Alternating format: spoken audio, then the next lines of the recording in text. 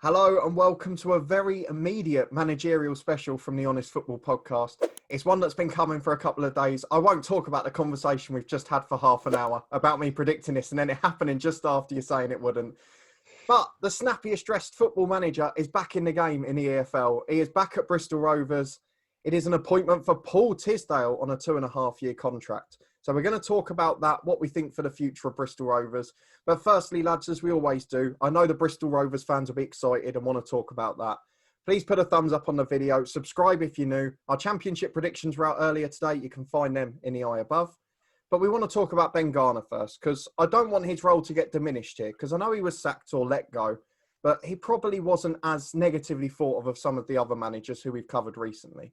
So, Craig, I want to get your initial reaction to it. It's a bit similar to a lot of managers in the EFL this season and a lot of clubs. A very poor home record without the fans. Obviously, it's quite a great atmosphere when it's at its best, the Memorial. But away from home, they were still doing quite well. And two of us predicted them to go down this year, and they're outside the relegation zone. So I just wanted to know, do you think he's possibly slightly harshly done by for on-the-pitch performances, or are the heavy home defeats enough? I think it's a hard one when looking at the record of who's gone from the summer. Obviously, when you lose someone like Johnson Clark-Harris, a lot of goals in that team, it does play an effect. And obviously, you guys predicted early in the summer that Bristol Rovers will go down, and we wasn't sure on the signings that they made. And at the moment, it's kind of been proven right. And Charlie, moving back to you, I mean, Craig's answer has led perfectly to what I wanted to ask next. Ben Garner put out a really classy statement this morning after a couple of days of silence following leaving the club, where he talked about how proud he was of the work they'd done off the pitch. So obviously it was his first managerial job. They've done a lot of work on the sort of sports science, nutrition and fitness side. He's managed to help the adaptation into a new training ground over the last few weeks. And as Craig alludes to, they sold a lot of first-team players over the summer and they were trying to build a younger squad for the future. We weren't sure if there was enough experience left in there. But all in all, he has done a decent job. We do have to reflect positively on his time now, I think. Oh, yeah, definitely. And I think the thing is as well, that the main motivation for me, maybe thinking they weren't going to stay in the league, was the lack of goals once they sold Johnson Clark-Harris. Yeah. And actually, without going into old money that we've been spoken about before, how much nowadays does a manager have in control over transfers and who gets sold and who doesn't? So I'm not saying that's the case there. What I'm saying is he was very limited in his resources. And you look at his stock, he's been a very good assistant at lots of, other like Crystal Palace, West Brom. He's worked in big clubs. And I suppose that's great for teams like Bristol Rovers to have a bit of that, maybe, whatever you learn from working in those areas, like the sports science, etc., in there. So I think there'll be a legacy of his, not necessarily the results on the pitch or maybe his short time as manager, but there'll definitely be a legacy there that I do hope that Bristol Rovers fans do remember him for, that there are elements of the fact that, hopefully you'd like to think the structure of the club and the logistical side of the club is a lot better than what it was before he took over. So yeah, I would think any Bristol Rovers fan worth their salt will hopefully remember him for that alone. Yeah, I couldn't agree more. I mean, I liken it similarly to when John still left at Luton and Nathan Jones come in, and they kept talking about the foundations of the cake. And I think they've got some foundations there off the pitch. Obviously, a very young side.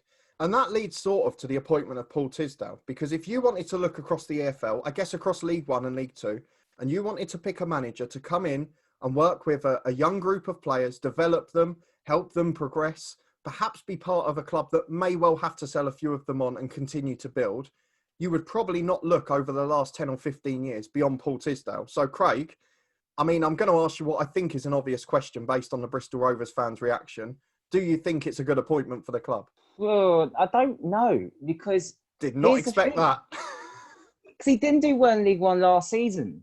So he's always been in League Two, or obviously with Team Bath before that, obviously non-league. And I'm a bit worried. Obviously, you've got the experience of being a football league manager. There's nothing wrong with that. My worry is, can he do it that step higher? He didn't prove anything in League One with MK Dons. All right, they got promoted. They've done a good job getting them promoted at the first attempt because they were desperate. So I'm sceptical on that. From a loyal point of view, obviously, how to develop players, you're absolutely spot on. I think it's a great appointment in that sort of sense. But for himself, I think he needs to prove a point that he actually can do it in League One. Fair enough. I mean, I guess it's easy to remember the last job. I will give the extenuating circumstances of when we went to watch them against Burton, for example. They had a lot of injuries at that stage. And they were awful. They were awful on that day, but there were a lot of factors behind the scenes. I think his last game was Tranmere. We saw his last game, actually. And they were poor that day as well. So you can probably say it's probably pressure. I think Milton Keynes, Dons fans probably expect a little bit higher, considering they just promoted against another team that just got promoted themselves as well. I was going to say that really quickly, sorry, about MK Dons, and especially a team we've all three of us have seen, is it was a very Asian team. And I'm not just talking about the obvious one of Dean Luton, but there's a few other lads in there. It's an older squad, and, Bristol Rovers is the complete opposite of that. And like you say, what Paul Tisdale maybe used to managing, although he got MK Dons out of League Two, it wasn't a squad for the next 3 or 4 years. That's not his forte. That's what I'm looking for. But don't get me wrong, obviously, Paul Tisdale's a very loyal man. He's done a brilliant job, obviously, at Team Bath, and he's done a brilliant job at Exeter. But I wanted to go back to the spell at Exeter, because that's obviously where he's the most well-known, Charlie. And over 600 league games in charge, a nearly 40% win rate again, took them up to League Two and to League One, kept them there for 3 seasons. Of course, they ended up coming back down. And then on 2 occasions, he failed to get them back up via the playoffs again. But my argument, if you can keep Exeter in League One for 3 years on the budget they had then, albeit he struggled to get them back up later down the line, surely we can't just forget that because he's managed MK Dons since and it finished badly over a 3-month period. Oh, no, definitely not. And I think that's what we're saying. I think as long as I think Bristol Rovers as a club, not just the fans, I mean, the board know that when you maybe hire someone like Paul Tisdale, it's an investment. It's going to be over a longer period of time. It's not somebody who puts out fires and just gets you out of that relegation battle and, go from there. So, they're probably not necessarily going to fire them up the league in the first year. We'll talk about maybe towards the end where we think we might finish the season, but it is an investment. So I just hope he gets that time, because if he's given that time, as he's proven at Exeter, and I still think even to a point MK Dons, he probably might have turned it around still, but, we'll never know. But it's an investment with him. So I just think as long as they give him the time, then he'll do well there. It's, how cutthroat they're willing to be. And obviously it's a 2.5-year deal. So I guess the intention is they know they're going to have to give him time. And I'd imagine someone like Paul Tisdale in the interviews will be honest into how he's going to approach coming into a club. But Craig, coming back to you, you were the only one at the start of the season, albeit a month before the transfer window closed, and they had brought in more players and goal scorers after that said that Bristol Rovers would stay up this season. So with Paul Tisdale at the helm, with them still sitting just outside the relegation zone at the moment, and with good away form at the moment as well, do you think that will still be the case? Do you think Bristol Rovers will stay up this year? Oh, I'd say I'm just looking at the League One table right now. He's down at the moment. I know it's still early days. I think it depends what start he gets. I think they just survive. I'm just looking at the rest of the League One table. I'm like, they could be down. They could go down. That team could go down. Sorry, Bristol Rovers fans. I just don't see anything special. But maybe it's a rebuilding period. Obviously, with a lot of youngsters in. So it could actually be a bit negative start, but obviously it could be a positive near the end. But coming to you, Charlie, the one thing we've seen, with the exception of John Sheridan, ironically, at Swindon, is that basically every other EFL managerial appointment this season has had a new manager bounce. So is Paul Tisdale going to get that? And then if so, do you change your prediction and think they're going to stay up? What do you see for Bristol Rovers this season? I think the difference is with those new manager bounces is they've already had a decent firepower there. They've just not necessarily, prior to that, had necessarily the managers to unlock that. I can't say the same for Bristol Rovers. I just look, even if I don't want to hit loads of stats, but most games, they don't even have 3 shots on target, as an average this season so far. So that's something he has to address. Normally we're saying about them leaking goals, which they are, but, over 50% of their games, there's 0-0 at half time. So there is that, and they're letting more goals in the last 10 minutes than any other team in the league. So it's that, if I'm honest, it's that taking of chances that has to be an issue, which as a manager, is that easier to solve than defensive issues? I don't know, to be honest. So I don't know if this is giving him enough time with the players he's got to make any difference, really. If someone's not in good form up front, there's not loads you can do. So I don't know. The pride part of me has to say I think they might still go down. He is a good manager. If they go down, I think they'll be favourites to come back up under him. It depends in January for me, but at the minute, if you're going by the current thing, with him in charge, he's a slow burner of a manager. I don't think they'll stay up. I don't think they've got enough firepower. The good thing, Charlie, is Bristol Rovers' first 2 games under Paul Tisdale is John Sheridan, Swindon Town, and Wigan Athletic, who are bottom of the League One. So you're out of that danger zone straight away, which is good. And then obviously, it's building onto that. But it's one of the things that obviously everyone's got to run their games now. Obviously up to Christmas, past Christmas to New Year's.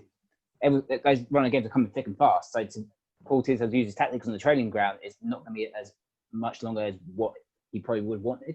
Yeah, no, I agree. I suppose what I'm getting at, even though those 2 games they're playing against, is there a bit of pressure then on them to win those 2 games? And it's just, do you know what it is that lack of firepower? And I think that if I was a team like Wigan or a Swindon, I'm probably going to be targeting Bristol Rovers and think, right, if we put under a bit of pressure, in the first half particularly, if they crumble one then, do you know what I'm getting at? They haven't got enough to get back. You only need to get one goal against Bristol Rovers a lot of the time, and they haven't got enough to turn it around is what I'm trying to get at. So, yeah, I agree with what you're saying, but I think that actually the other teams around them are probably going to start looking at them and thinking, we could have a pop at these as well. So, as much as I hate to say it, I do think they might go down, but he might have an amazing January and switch the whole thing around. But if I was here in the first, you've got to look at is another striker, definitely.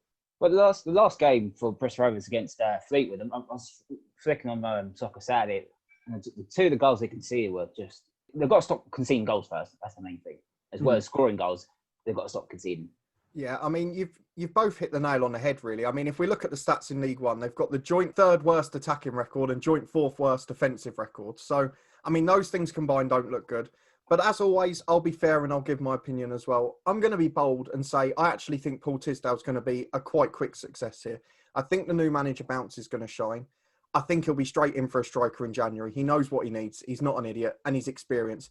I'm putting off the last 3 months at MK Dons. The full season there and the seasons before that with Exeter City, he did a fantastic job. And I back him to do the same again. So Bristol Rovers, I'm changing it, will be safe this season. And I think they have made possibly the best appointment they could have given the circumstances. I'm finishing on the good news for Bristol Rovers fans. So those are our thoughts on Paul Tisdale. A little bit of a mixed reaction to his appointment at Bristol Rovers. The main thing is the fans are excited and on board, and that can always lead to a bounce. It's a shame they obviously won't be in the stadium anytime soon, but fingers crossed we'll get back to that eventually. But if you did enjoy this and you're enjoying the fact that Paul Tisdale is in charge at Bristol Rovers, please do put a thumbs up on the video. Come and let us know down in the comments how you think he's going to do, if you're looking forward to him taking charge, and whether you think he's going to be able to turn the ship around, particularly at home. And subscribe to the channel for regular content from the podcast. We've got championship predictions every match day, loads of managerial specials, and interviews with pros galore over the next few weeks. You can follow us over on Twitter at HonestFootball3, and we're guest starring in loads of other stuff now as well, so you can check all of those out and they will be on our social medias too. But thank you for watching, thank you to Craig and Charlie, and we will see you next time.